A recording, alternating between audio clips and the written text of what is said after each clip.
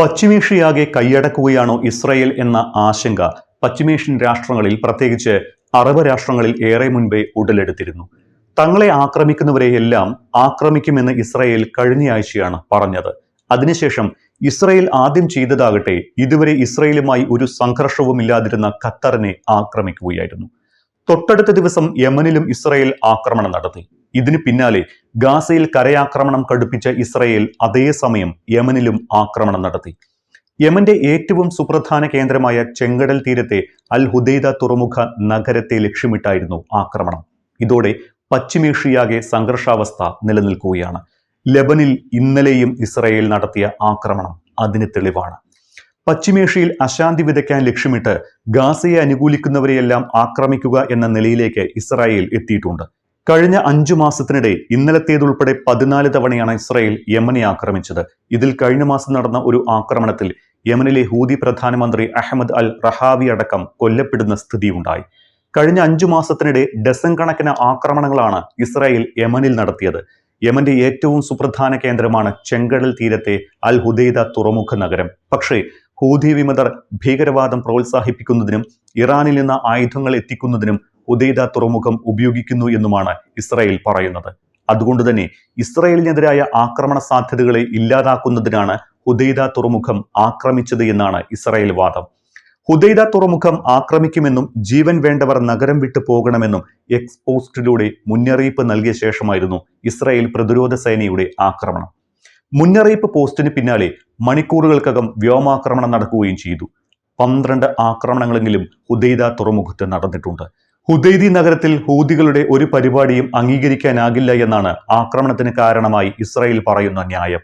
ഇതേ ന്യായം പറഞ്ഞാണ് ഖത്തറിലും ഇസ്രായേൽ ആക്രമണം നടത്തിയത്. സെപ്റ്റംബർ 9 ഖത്തറിൽ ആക്രമണം നടത്തിയപ്പോൾ ഇസ്രായേൽ പറഞ്ഞത് ഹമാസ് നേതാക്കൾ ഖത്തറിൽ കേന്ദ്രീകരിച്ച് പ്രവർത്തിക്കുന്നു എന്നും അതിനാൽ ഖത്തറിൽ ആക്രമണം നടത്തുന്നു എന്നുമായിരുന്നു. എന്നാൽ ഇത് അന്താരാഷ്ട്ര തലത്തിൽ ഏറെ വിമർശനത്തിന് ഇടയാക്കി. പ്രധാനമായും ഇസ്രായേൽ മറ്റൊരു രാഷ്ട്രത്തിന്റെ പരമാധികാരത്തിലേക്ക് കടന്നുകയറുന്നു എന്നായിരുന്നു വിമർശനം. ഇത് അന്താരാഷ്ട്ര നിയമങ്ങളുടെ ലംഘനമാണ് എന്നും വിമർശനം ഉയർന്നു.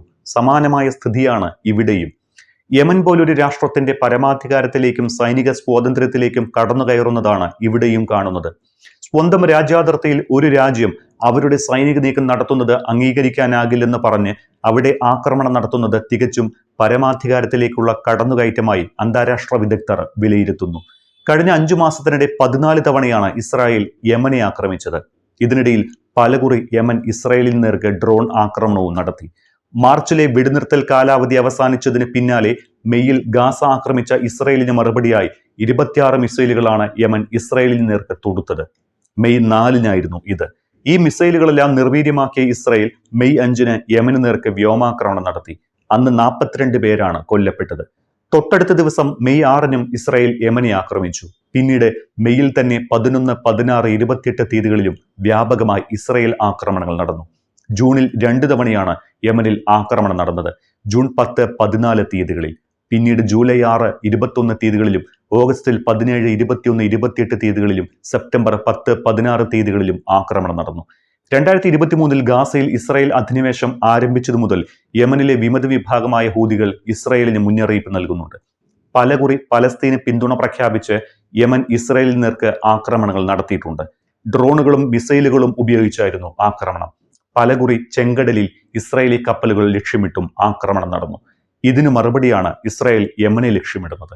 ഗാസയ്ക്കുള്ള പിന്തുണ പിൻവലിക്കാൻ സമ്മർദ്ദം ചെലുത്തുകയാണ് ഇസ്രായേൽ എന്നാണ് ഹൂതികൾ വിമർശിക്കുന്നത്. പക്ഷേ എത്ര ആക്രമണങ്ങൾ നടത്തിയാലും പലസ്തീനിലെ വെടിനിർത്തൽ ഇസ്രായേൽ അംഗീകരിക്കാതെ ആക്രമണം അവസാനിപ്പിക്കില്ല എന്ന് ഹൂതികൾ നിലപാടെടുത്തിട്ടുണ്ട്.